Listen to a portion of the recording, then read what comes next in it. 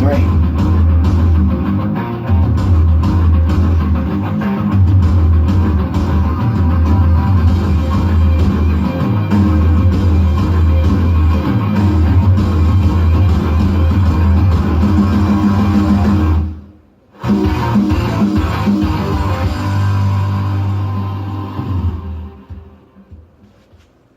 My name is Raheem Shabazz, award-winning filmmaker and journalist.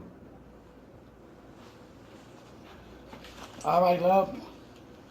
Peace, peace, peace, peace, peace. This is AMUN-RA. Hold on for that thought. All right, now. Read it. Racism. I know so many of you sit up here and you constantly think racism don't exist. I know you do. You understand? But it comes in many different ways. You don't have to use the words. If a lot of y'all just go to your dictionary right now and type in racism, this is what you get. It's not name calling. It's not calling somebody ugly, fat, tall, dark, white, black. That's not racism. Racism is based on control. That's what it's based on. And so many of you do not know that. You think if somebody calls somebody out their name, or you call them some kind of anything weird, like I said before, black, white, Chinese, or yellow man, black man, you think that's racism. It's not. You're using the word out of context and it's wrong. You have to understand that our people, our black, brown people, are being imprisoned for money. It's for money. It's for economical structure to gain wealth. Yes, they know when our black folks, our brown folks are not getting this education, what's the next thing is going to happen. They already predicted this. You've been watching the DVD. It clearly shows you they predicted this. They predicted that they figured by the time they get a certain age, they're going to wind up in prison. So they need these bodies. As bodies going in, bodies is coming out. So they need the system constantly flowing. You understand? Now I know some of y'all probably saying, well, you do got some people out there killing, robbing, raping, so on and so forth. But why and how they got like that? This is why it's important to educate. This is why it's important to send this message out. How our children transformed? How did you? It's a possibility some of y'all I'm talking to you right now probably went to jail 1 or 2 times. Or some of y'all been locked up for about 10, 20 years. Or you know somebody. That's a guaranteed fact. You know somebody. You understand? Prison is used as a labor. All these jobs that they could be used for people to make a good earned living, they got the prisoners doing it. And you, what, the prisoner get $1.15, $1.90 a day? And the person who's got this under contract, he's making millions of dollars. Or she's making millions of dollars off of the labor. And listen here, if you don't want to understand and see it, it is pure highway slavery. But let's get into part 4. Oh, that's part 3, I believe. Let's get into it.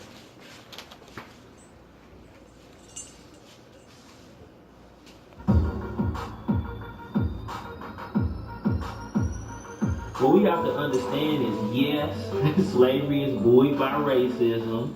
Yes, slavery is buoyed by inhumane treatment, but it's also buoyed by capitalism. And anything that involves the dollar bill, people gonna find a way to try to get in. The continuation of what we saw in slavery was just redefined into new institutions and new discipline parameters by which they could place that enforcement legally upon people.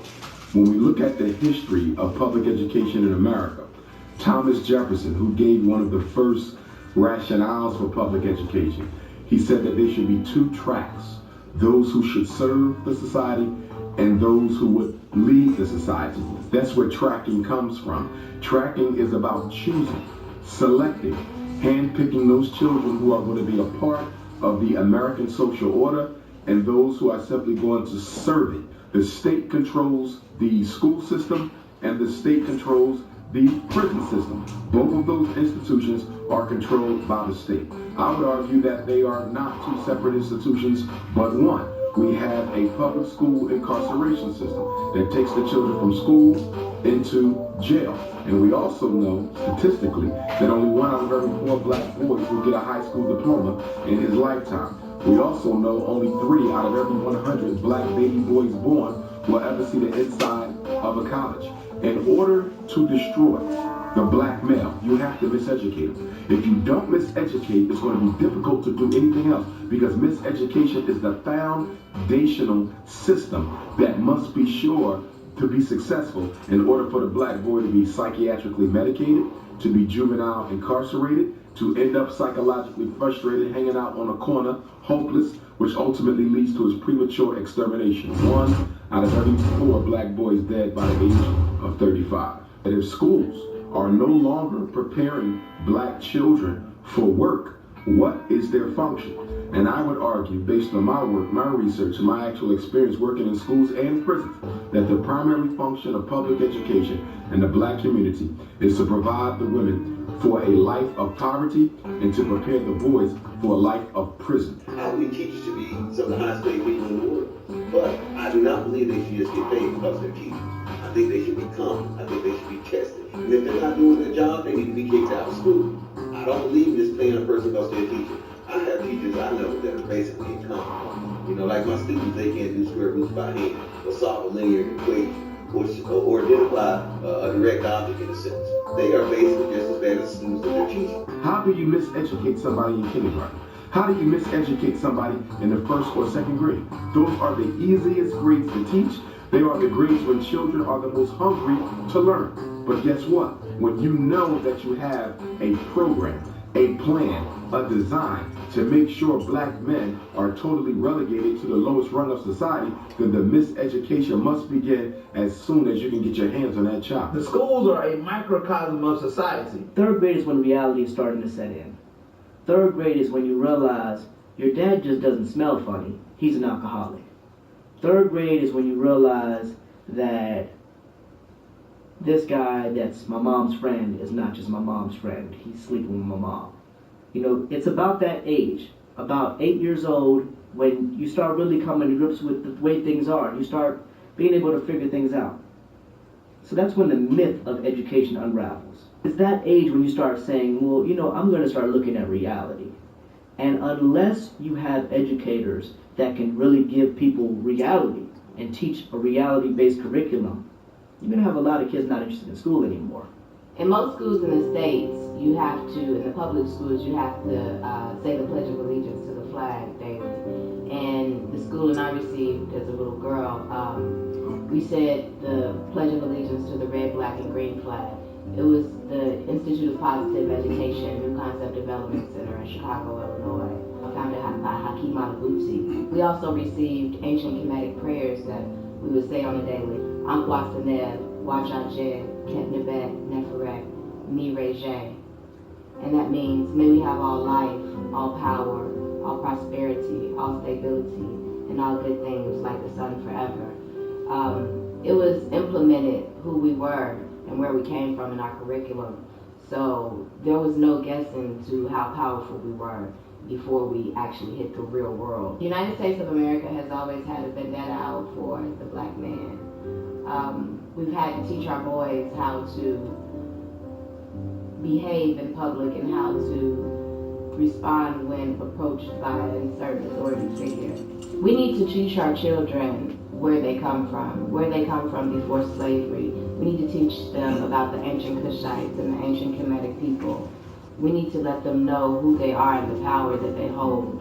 That was one of the blessings of the school that I went to, because it instilled into you the power that you had at a very, very early age. Let's be clear.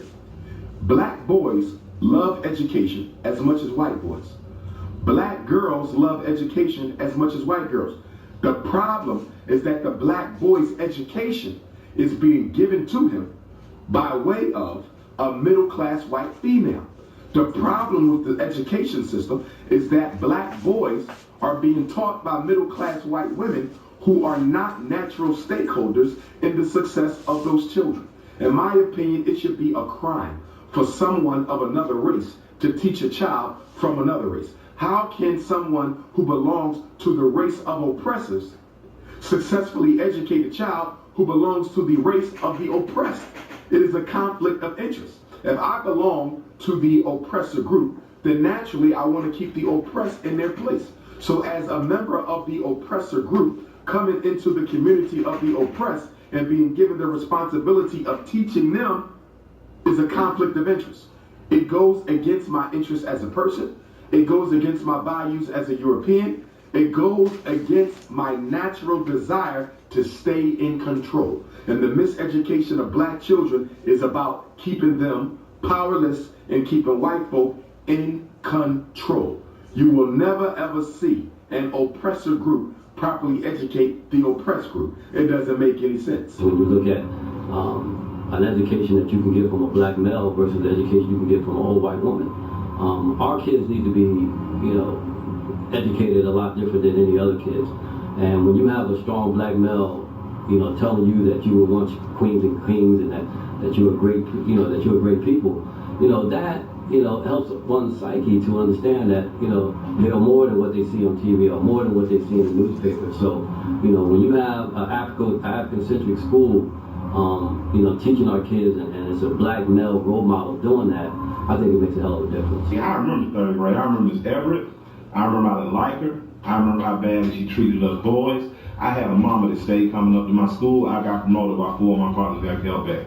They were no less smart than I was. They in the community now. They football coaches. They mentors the young men. They helping they barbers. They helping young men change their life. But our life, I saw, got changed in that year because this woman was lazy. This woman was old. She didn't need to be in a room with 16 little dudes and 16 little girls all just wilding out. She didn't need that.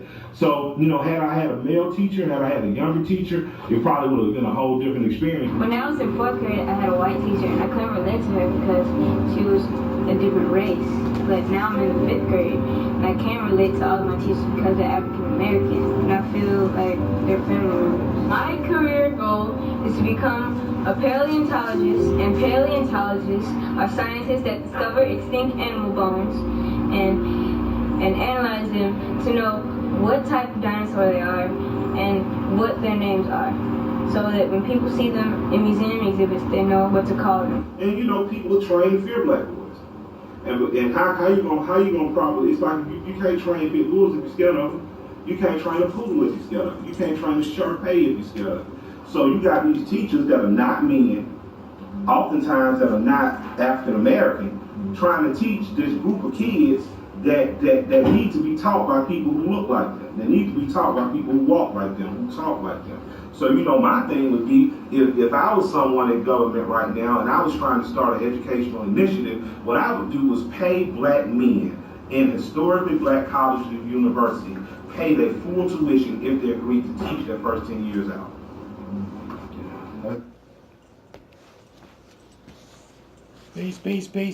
Peace.